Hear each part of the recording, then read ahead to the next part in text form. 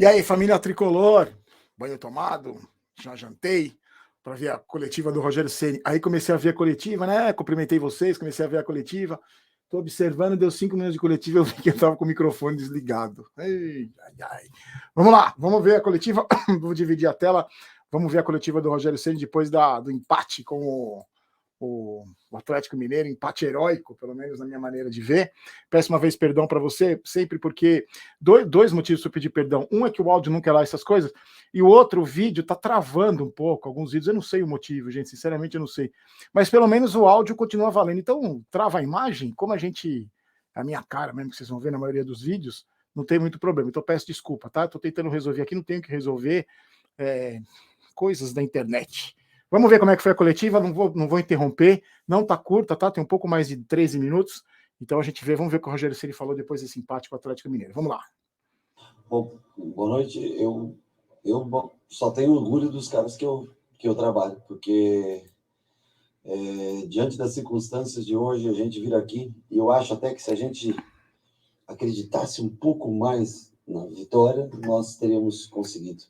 Então, assim, de se destacar o trio de defesa, Rafinha acho que achando uma função e que em linha de 5 ele se adequa mais pela qualidade que ele tem. Logicamente que existe a falta do jogo aéreo, mas a compensação da qualidade técnica. O Luizão, como você falou, fez uma partida gigantesca. Miranda mantendo um nível de atuação extremamente bom. E o Pablo hoje fez uma boa partida. O Pablo que vinha em alguns jogos ainda, mas hoje fez uma partida assim muito digna. Concordo 100%.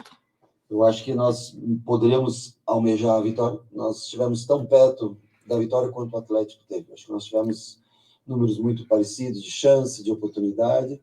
E assim, eu acho que o torcedor, como eu sempre falo para vocês, nós podemos não ter o melhor time, talvez o melhor elenco do campeonato, mas nós temos comprometimento e a briga, a luta é algo que eu acho que o torcedor reconhece desse time, Sim. Independente de qualquer circunstância. Postura, isso mesmo, reconhecemos mesmo. Rogério, você falou, né, desse momento do São Paulo, do jogo de hoje, poderia ter saído até com a vitória. Sim. Mas eu gostaria que você falasse se a base de Cotia pode se acabar sendo a parte da solução de todos os seus problemas, que a cada jogo a gente vem para a coletiva falar desses meninos. Eu acho que eles vão ajudar com o passar do tempo. Alguns já vêm há algum tempo, né? Igor, Nestor, Wellington, Sara, né? Já de uma maneira diferente agora, mas também ajudando o clube, que né, através do investimento que foi feito nele, ele dando retorno ao clube, e tantos outros jovens jogadores. E agora essa safra do Sub-17, principalmente, que vem subindo, né? Eu acho que tem que ter um pouquinho mais de calma com eles, vão ganhar minutos em determinados momentos. Concordo. No futuro, sem dúvida nenhuma, eu acho que eles têm de ser a solução diante dessa situação financeira que o futebol brasileiro, não vou nem colocar o São Paulo, mas a grande maioria dos times do futebol brasileiro vive. Eu gosto de dar espaço, eu gosto porque eu vim de lá, eu vim dos meus 17 anos morando embaixo das arquibancadas do Morumbi, então eu sei, né, o quanto foi difícil chegar ao profissional. Depende muito deles, da ideia que eles comprarem, do comprometimento que eles tiverem, e mesclando com a experiência, a gente não pode deixar de se destacar. Eu acho que não é Cotia vai resolver, mas Cotia pode ajudar numa mescla com jogadores mais experientes. Como sempre foi, né? São Paulo também precisa. O que nós não podemos é fazer contratações equivocadas e nem que a gente não consiga pagar. Mas dentro do que nós sempre, eu acho que é um clube aberto a boas negociações, não pode cometer erro grotesco, porque senão compromete a situação financeira do clube. Então, nós não vamos... ao menos, o meu comprometimento com o clube é tentar resgatar um pouco do que a gente conhece do São Paulo. Ou seja, trabalhar para diminuir dívida, diminuir folha salarial a longo prazo, lançar muitos jogadores. Agora, aí também tem que ter a paciência das pessoas, porque para sanar essas dificuldades todas, nós não vamos conseguir ter os nomes que as pessoas às vezes esperam. Então, mas o meu time, o time que eu trabalhei 25 anos, o meu comprometimento é esse. Você vê que nós acabamos um jogo com o meio de campo sub-19 hoje. Acabou com o Pablo, com o Moreira e com o Rodriguinho, né? Ou Thales, se vocês quiserem, que jogou o tempo todo, né? Mais um garoto de 19, Luizão? 19, 20 anos jogando na zaga e assim vai. Agora, tem que ter paciência. Se você disser assim, não, nós vamos ganhar aqui título. Não sei, cara. Vamos brigar pelo máximo de desempenho possível, chegar o mais longe possível. Mas para você equacionar tudo que tem no São Paulo, que aconteceu de maneira onde o clube foi devastado, requer tempo. Seja comigo, com outro profissional, com esse presidente, ou no futuro com outro presidente, com essa direção, com outra, mas requer profissionalismo, paixão e abrir mão de algumas coisas em detrimento de diminuir folha salarial, baixar custos e tentar restabilizar o São Paulo no mercado. Nunca concordei tanto com o Rogério Ceni numa entrevista coletiva como hoje. Claro que o clube está destruído, devastado, como ele falou, tem que ter paciência, beleza. O que não pode faltar é postura, só isso. O time com essa postura, a gente entende que está devendo, que tem que pagar dívida, que tem que mesclar a cutia com os jogadores experientes, a gente entende. Se tiver postura, como teve contra o Atlético, a gente entende. O que a gente não aceita, o que a gente não engole é bunda molismo, tremedeira, é falta de postura, é falta de vontade. Isso que a gente não aceita. Pode ser um time milionário, pode ser um time pobre. Eu, pelo menos como torcedor, não aceito isso. A falta de postura. Tendo postura, a gente tem paciência para esperar, agora não vai contratar um jogador de nome, está reestruturando o clube, desde que tenha postura e vergonha na cara, é isso que o torcedor do São Paulo quer. Pelo menos é o que eu quero. Desculpa interromper, gente, vamos lá. Rogério, agora o São Paulo teve um time inteiro de desfalques para a partida de hoje, entre eles 5 jogadores estavam suspensos por especificação amarela. Quanto que te dá de alívio para pensando em quinta-feira, você ter o retorno desses 5 e ainda a possibilidade do Nicão? Primeiro, me dá um alívio muito grande ter um dia mais de recuperação. Eu sempre repito para vocês, o jogo de domingo para quinta tem uma diferença muito, mas muito grande do que o jogo de quinta às 9h30 da noite para o de domingo às 6 horas da tarde. Esse dia é um dia propício para a gente conseguir se recuperar melhor. Tem a volta do Léo, tem a volta do Diego, volta do Nestor, Luciano e Neves, né? Isso ajuda bastante. Vamos ter uma batalha muito grande na quinta-feira contra o Palmeiras pela Copa do Brasil e em seguida jogos de Campeonato Brasileiro de 3 em 3 dias. Depois de quinta é domingo, quarta e sábado. Ou seja, quanto mais jogadores nós tivermos,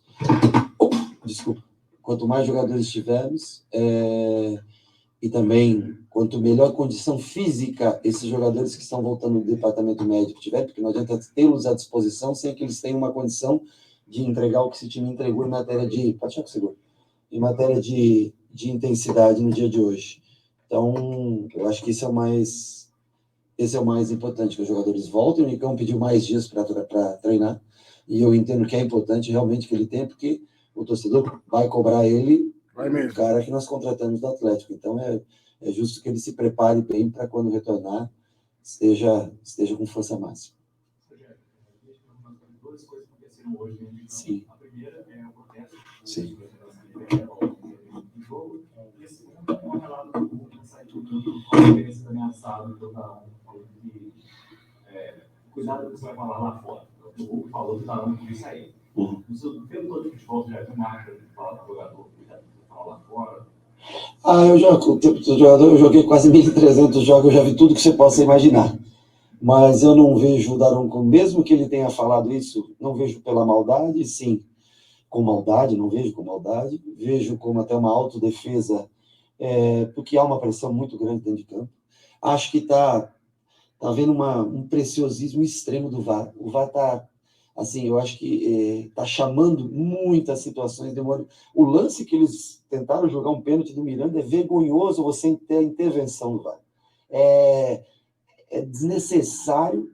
E falo a favor ou contra, também não tem problema quando tiver alguma coisa pró-São Paulo e que seja, mas assim, é uma tentativa de pressionar o árbitro, que o VAR trouxe mais pressão do que o árbitro tinha antes, porque ele marcava e o jogo seguia, né? Mas assim, uma coisa é você determinar uma linha de impedimento, uma bola entrou, não entrou, uma coisa mais clara, mas assim, com a pressão de 52, 53 mil pessoas hoje aqui, cada lance que gera qualquer, assim, o árbitro tem a convicção, ele está olhando, ele tem que seguir o instinto e a convicção dele, e o VAR tem que parar de encher o saco e chamar. Nós vimos o River ser eliminado com gol normal. O River foi eliminado, não estou nem falando do futebol brasileiro para não citar exemplo, mas tinha brasileiro envolvido, se eu não me engano, no negócio. Então, parar, porque o VAR não é isso. O lance é claro, que para quem jogou futebol, o lance é claro, é cristalino. E também, às vezes, que acaba favorecendo a gente, também tem lances que são cristalinos que não precisam. O VAR tem atrapalhado. O cara lá da cabine está decidindo o campeonato. É o campeonato no mundo que deve ter mais pênalti. Todo jogo se quer inventar um pênalti. Chega nos últimos 5 minutos, só joga pelo VAR. Você não joga mais pelo jogo. Então, assim, é lamentável. E a outra parte, você me falou da pergunta? Eu não sabia do protesto antes de começar. Tentei me colocar o par. É uma mudança de lei que querem fazer, né? Um deputado, não sei o nome do deputado, que já há 5 anos vem tentando tramitar essa lei no Senado, e foi colocada em votação agora essa lei, que tira vários direitos do atleta de futebol. E o atleta está certo. Nenhum atleta foi ouvido. Nenhum treinador foi ouvido. Mas como só se faz política nesse país, então, o jogador, quando tem um contrato em vigência, tem que ser mandado embora e não recebe mais nada. O jogador tem uma dívida para receber do clube, ele parcela, você sabe como é, querem aumentar agora o direito de imagem. Em todos os lugares quase, o que atrasa? O direito de imagem. Então, assim, uma lei que beneficia... Aliás, o próprio sindicato dos atletas nunca fez nada pelos atletas. O sindicato dos atletas, ao menos da onde eu trabalhava, nunca fez nada. E continua agora o governo, agora investindo, ouve os clubes. Não ouve os atletas, eles estão certos em fazer protesto. Por que você vai tirar o direito de... É a mesma coisa que você tirar direito de qualquer de vocês, trabalhadores da imprensa. O teu direito você não pode... Você não é obrigado a assinar um acordo com ninguém, contratar ninguém, você é obrigado a estipular o valor que você quer pagar, mas façam as coisas direito. Não tramitar no Congresso uma coisa escondida há 5 anos, tentando tirar, não é nem benefícios, é direitos, são direitos.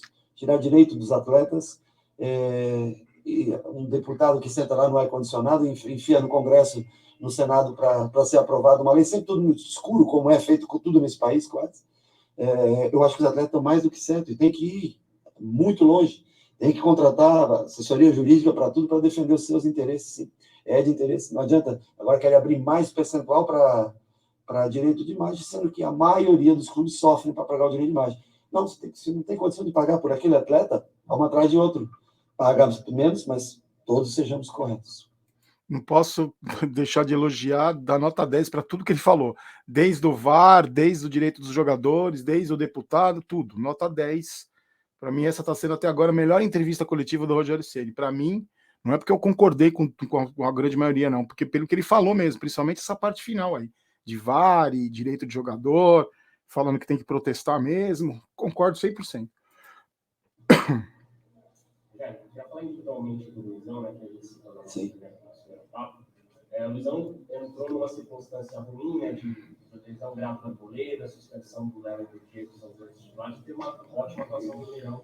Essa primeira edição dele de Brasileirão. Quais são as características do Luizão que chamam a tua atenção e quanto você acredita no potencial dele? É que a venda da dificuldade pode trazer oportunidade, né? As grandes dificuldades podem gerar oportunidade. Cada um entende de uma maneira. Ele pode dizer, puta, entrei numa fria. Ou ele pode dizer, entrei para marcar talvez o melhor atacante do país, que é o Hulk. Concorda comigo? Então, acho que ele aproveitou a situação, jogo aéreo firme, é um jogador firme, de jogo aéreo firme. Foi bem hoje na caça, nas individualidades. Claro que precisa se ajustar, mas teve uma boa postura hoje. No jogo que ele teve, um jogo que ele entrou, ele não teve tão bem. Agora, recentemente, que ele jogou alguns minutos, ele não teve tão bem. Mas hoje foi um dos grandes destaques do nosso time. Tem que aproveitar, não existe idade, não existe... É oportunidade. O jogo era muito difícil, sim, talvez um dos mais difíceis nossos no campeonato. Talvez os 2 próximos jogos talvez sejam 2 dos mais difíceis do campeonato. Mas ganhou espaço. Rafinha, aos 36, pode se reinventar. Não tem altura, mas pode se reinventar numa posição que... Desculpa, linha de 3, para o Rafinha chegar no fundo, nós todos sabemos, e o Rafinha sabe que já é difícil para agredir o fundo, talvez. Hoje ele teve melhor recomposição defensiva do que quando ele joga de lateral. Por quê? Porque as distâncias que ele percorre são menores. E ele tem um passe que poucos zagueiros no Brasil têm essa condição de passe. Ele não se aperta com a bola. Vem do jeito que vier, ele domina, acha um bom passe.